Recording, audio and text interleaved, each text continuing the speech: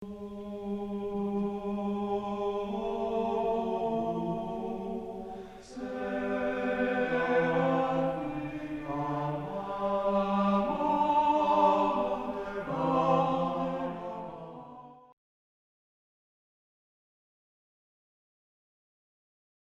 amigos e amigas da Associação Regina Fidei, meu nome é Odair Gutierrez e esse é o programa Padre Pio.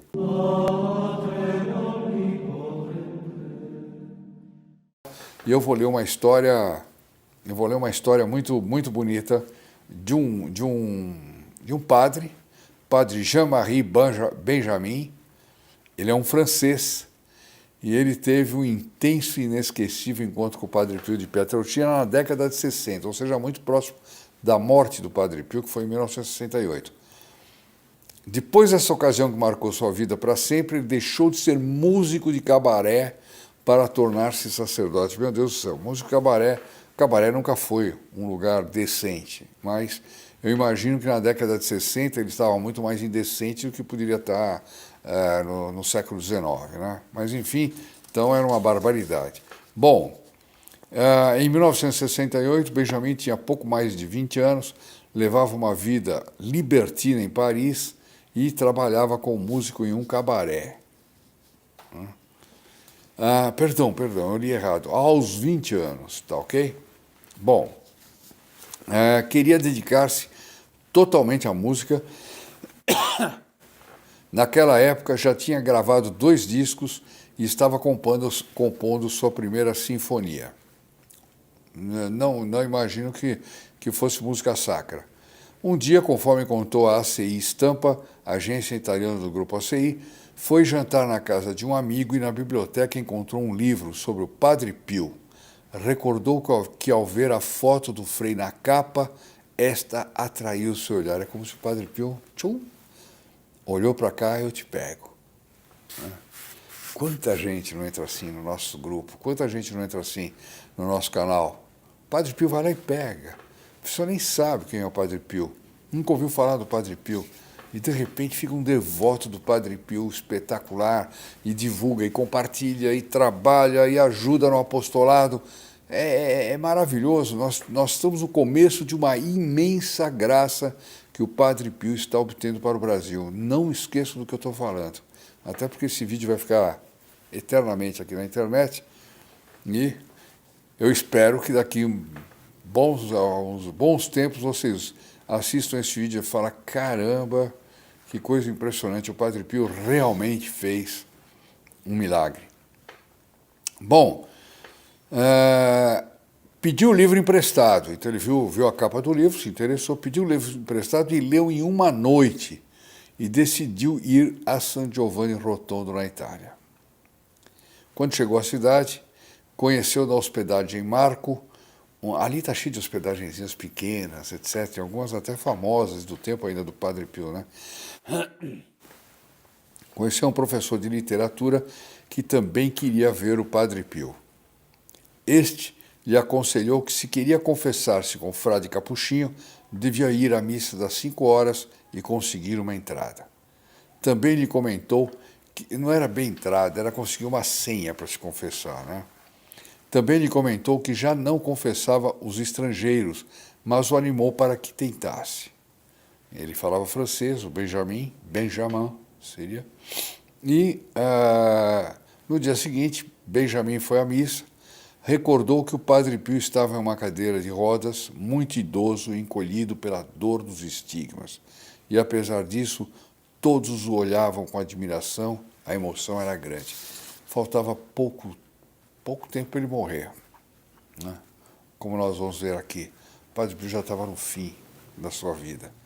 Que tremendo para toda aquela gente que ia a São Giovanni Rotondo, para os filhos espirituais, de repente ficarem sem o Padre Pio, né?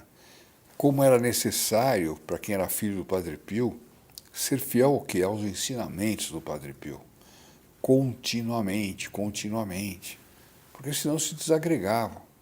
E essa era a forma de se manterem unidos. Era compartilhando, relembrando, conversando sobre os ensinamentos do Padre Pio. Era o único jeito de continuar unidos. Imagina o dia da morte do Padre Pio, que tremendo. Bom, mas não é disso que nós estamos falando. Nós estamos falando então que o Benjamin estava lá, entrou na missa e ficou encantado. No momento da consagração, era impossível se descrever. Quantas vezes a gente já leu isso aqui? Não há palavras nem expressões para dizer com exatidão o que estava acontecendo. Porque, além disso, os pássaros que estavam nas janelas do templo permaneciam em silêncio. Eu estou rindo porque é o seguinte, não há missa. Vocês podem observar isso aí. Não há missa que quando chega na hora solene da consagração, uma criança não começa a chorar. Aquele barulho. E o padre, ou durante um sermão. Eu tenho uma igreja que eu frequento, que ao lado tem uma família com vários cachorros. Os cachorros estão em silêncio a missa inteira. Quando chega na hora da consagração, eles começam a latir, fazer uma balbúrdia. Na hora da homilia também, uma balbúrdia, etc, etc. Com o Padre Pio, nem os passarinhos piavam. Ficavam todos quietinhos lá, né? É impressionante. Bom, Benjamin não conseguiu a senha, mas Marco lhe entregou a sua que já não usaria. Entretanto, o Frei dos Estigmas não atendeu confissões durante os 3 dias seguintes, porque estava muito cansado de mal de saúde. Padre Pio já estava agonizando, meu Deus, imagina o que era aquilo, né? Agonizando. No domingo, dia 8 de março, veja bem, o Padre Pio foi falecer no dia 23 de setembro desse mesmo ano. Então imagina o estado que ele estaria em março. Quando abriram a porta da igreja, Benjamin correu e sentou-se na primeira fila para a confissão. Quando chegou a sua vez, o Padre Pio lhe perguntou lentamente, como se soubesse que ele não entendia italiano. O Padre Pio nunca tinha visto ele. Há quanto tempo você não se confessa? Perguntou bem devagar. Benjamin lhe contou sua história em francês.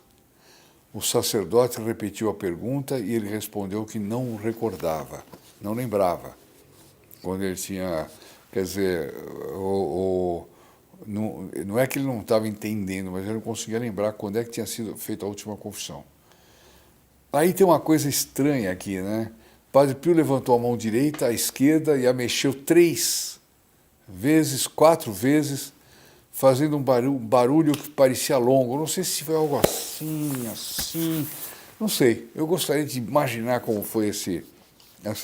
E em seguida me disse, é o depoimento do Benjamin, ele me disse o dia, o mês e o ano de minha última confissão. Disse que foi no dia 13 de julho de 1961, na Costa do Marfim, Côte d'Ivoire, antigamente, né? Quando viajei à África com meus pais, relatou a ACI. Depois de um longo silêncio, o jovem pediu a bênção do Padre Pio e este lhe disse, olhando profundamente nos olhos, procura um sacerdote francês. Até porque ia ser mais fácil de comunicar. O Padre Pio tinha o dom de entender, etc., mas ele estava agonizante, né? E o Padre Pio sabia que não ia poder mais atender outra vez. Benjamin tocou seus estigmas e sentiu um calor impressionante e a forte presença de Deus. Regressou para Paris, sentindo-se renovado pelo encontro com o Padre Pio, que lhe havia dado uma força nova, sobretudo em seu interior. No dia 23 de setembro de 1968, o Padre Pio faleceu e a notícia entristeceu Benjamin, que não podia acreditar e chorou. Então, lembrou-se de que o Frei Capuchinho lhe disse para procurar um padre francês para confessar-se. Aqui diz ele, Benjamin, não havia feito, e nem sequer havia pensado nisso, mas logo fui pegar o metrô para descer em qualquer estação, caminhar e entrar na primeira igreja. E vocês vão ver que impressionante, ele desceu numa estação em Paris, os que conhecem Paris sabem, chama Notre-Dame de Victoire, porque ali está a igreja de Notre-Dame de Victoire. E ali parou ele, entrou na igreja e viu 2 confessionários vazios, quer dizer, vazios sem penitentes, mas o padre estava lá. Hoje em dia, os confessionários em geral estão vazios de padre mesmo, mas naquela época não. Entrou em um e disse ao sacerdote, Padre, lhe digo a verdade, não vim apenas confessar-me, mas vim também da parte do Padre Pio. Olha só, o Padre Pio, primeiro disse para o rapaz, procure um padre francês, depois deu um jeito do rapaz cair na igreja daquele padre que era um discípulo dele, né? Uma coisa fantástica. O padre Réveillac se tornou diretor espiritual de Jean-Marie Benjamin e o ajudou a crescer na fé e na vida espiritual. O jovem sentiu chamado ao sacerdócio, mas o presbítero lhe disse que devia esperar, porque sua vocação ainda não havia amadurecido. Imagina, né? A resposta foi dura, disse o Jean-Baptiste Benjamin, mas com o tempo entendi que o padre Réveillac tinha razão. Não sabia se poderia mudar o meu estilo de vida imediatamente. Ele devia ter uma vida de boêmio, de cantor, de músico, né? Imagina, sair dessa vida e se tornar sacerdote, monge, sei lá o quê, né? Não sabia se poderia mudar meu estilo de vida, deixar a música, a composição, o estúdio de gravação e os concertos, comentou o padre. Em março de 1988, puxa, portanto levou 20 anos isso. Em março de 1988, deixou seus trabalhos e retornou a San Giovanni Rotondo e ali tomou a decisão de ser padre. Foi ordenado em 26 de outubro de 1991, portanto deve estar vivo ainda. E em 1995, olha quem é ele! Vamos descobrir juntos.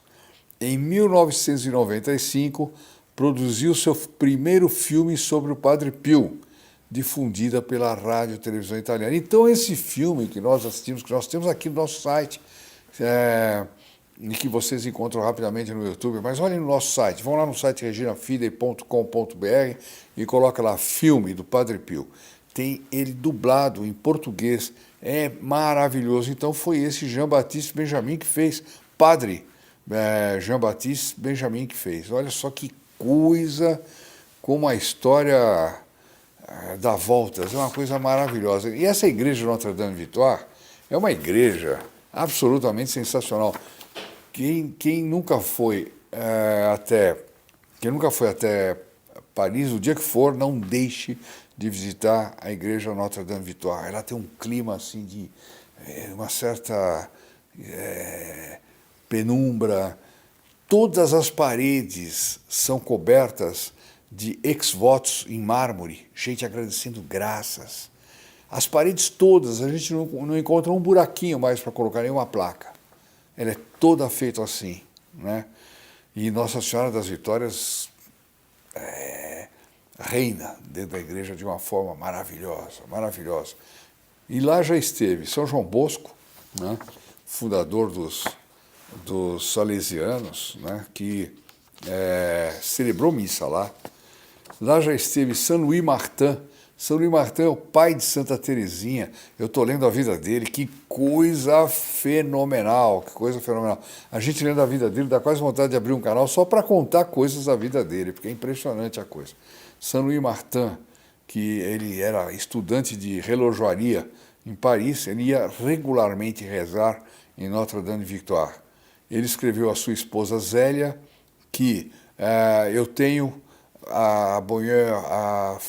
seria a sorte, a graça de comungar em Notre-Dame-Victoire, que é como um pequeno paraíso terrestre. Nossa Senhora. E aí ele diz, eu também sempre acendo uma vela na intenção de toda a família. Ele depois fez uma peregrinagem em 1887 com as filhas Celina e Teresa, agradecer à Virgem pela cura de Santa Teresinha, né? E foi quando Santa Teresinha, na vida dela, escreve como foi essa visita a Notre-Dame-Victoire, Nossa Senhora das Vitórias. Esteve lá também Dom Jean-Baptiste Chotard. Dom Chotard era o famoso abade de Septfons, que é uma abadia cisterciense de estrita observância, né? E que ele também celebrou a missa no altar da Virgem. Ele é santo, Dom Chotard, para mim ele é santo. Não sei quando vai ser canonizado, mas é santo, é uma coisa impressionante. E celebrou missa lá. Santa Teresinha do Menino Jesus, como já disse, da Santa Face, a futura carmelita, esteve em 4 de novembro de 1887, rezando a Notre-Dame-Victoire, onde ela sentiu a intensidade do amor e da proteção da Santa Virgem. Ela recebeu uma graça. Criança, ela havia sido curada de uma doença grave ao termo de uma novena de missas em Notre-Dame-Victoire. Ela conta isso na História de uma Alma. Quem não leu, trate de ler. Quem não comprou, compra e leia. Só comprar não adianta. Então, ela fala nos manuscritos, ela maravilha que era Notre-Dame-Victoire, e ainda é. Mudaram um pouquinho, ela já não é tão... Eu já peguei Notre-Dame-Victoire mais ou menos por volta dos anos 80, e era a coisa mais maravilhosa, era o lugar que eu mais adorava ir comungar, rezar meu texto, era uma coisa assim fantástica. Eu morei um tempo em Paris, então era uma coisa fantástica. E, voltando agora recentemente, eu vi que algo da penumbra perdeu, eles mudaram algumas posições dos bancos, enfim. Mas ainda tem a bênção de Notre-Dame-Victoire. Quem esteve lá também foi o cura d'Ars, São João Batista Vianney, né, que se inscreveu na confraria de Nossa Senhora das Vitórias desde os primeiros anos da sua fundação, né. Quem esteve lá também foi Santo Marcelino Champagnat, Saint Marcelin Champagnat, fundador dos Irmãos Maristas, também esteve lá em 1839. Também esteve lá Dom Prosper Guéranger, que também é outro santo, é uma coisa fantástica. Ele é restaurador da abadia de Solesmes e da Ordem Beneditina na França. Imagina esse homem. Esteve lá na época, em 1805. Aliás, eu não falei das datas dos outros, mas é tudo mais ou menos nessa época. Esteve lá também Santo Antônio Maria Claret, ou Claret, como dizem os espanhóis, que era da Catalunha, na Espanha, que foi ordenado arcebispo de Cuba. Aliás, foi expulso de Cuba, fizeram uma tal perseguição contra ele, que ele fez uma profecia de que Cuba ia sofrer um grande castigo, e aí está, há 60 anos, mais 60 e tantos anos que Cuba está sob o tacão comunista, com as pessoas sofrendo, fome, assassinatos, insegurança, gente sendo presa por discordar do governo, falta de liberdade total, tudo velho, caindo aos pedaços e fronteiras fechadas, né? É isso aí. Santo Antônio Maria Claret, ele disse que ia acontecer isso. Pode ter sido até castigo por causa dessa expulsão dele, por que não? São Pedro, esteve aí também São Pedro Julião Aymar.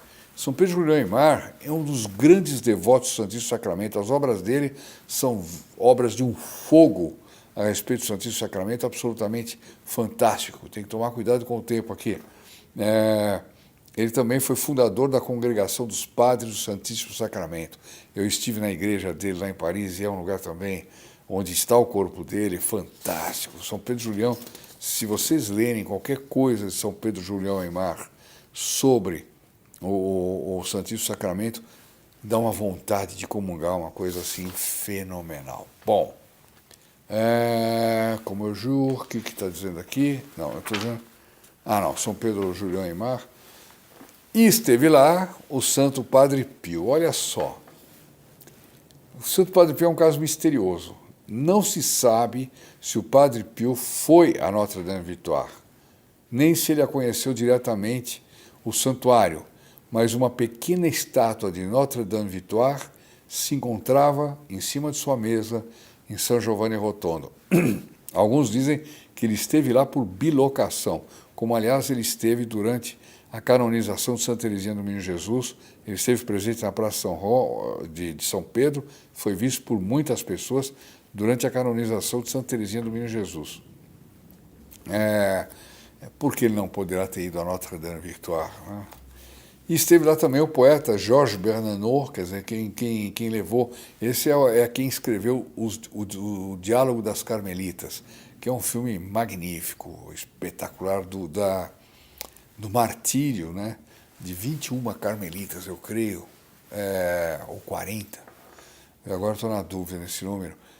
durante a Revolução Francesa, né? Elas foram guilhotinadas em praça pública e o Georges Bernanos, que era um grande poeta, ele escreveu a história, o texto, né, que descreve o martírio das Carmelitas, e também ele ia muito rezar em Notre-Dame-Victoire, e diz que lá, se a gente procurar tem aqui até o número, o ex-voto número 19312, porque todas as placas de mármore têm número, né? Mas eu não sei onde é que vai encontrar isso, porque não está em ordem numérica, não. Vai encontrar um ex-voto dele, está situado antes da sacristia. Bom, mesmo assim é difícil. E aí está Notre-Dame-Victoire, que eu contei, aproveitei para falar de Notre-Dame-Victoire por causa dessa conversão do padre Jean-Baptiste Benjamin seria. E aproveitei, porque com essas coisas nós vamos contando essas histórias que eu acho que para muitos que não conhecem é bom conhecer isso. E para outros vai dar vontade de ir para Paris, para ir a Notre-Dame-Victoire, né? Mas é melhor esperar um pouquinho para que restaurem Notre-Dame, a Catedral de Notre-Dame, e que não cometam nenhuma obra espúria, nojenta, que transfigure Notre-Dame. Caros amigos, vamos agora à nossa Ave Maria, um por todos, todos por um, e fiquemos também com a bênção do Santo Padre Pio. Até a próxima, e que o Santo Padre Pio nos abençoe.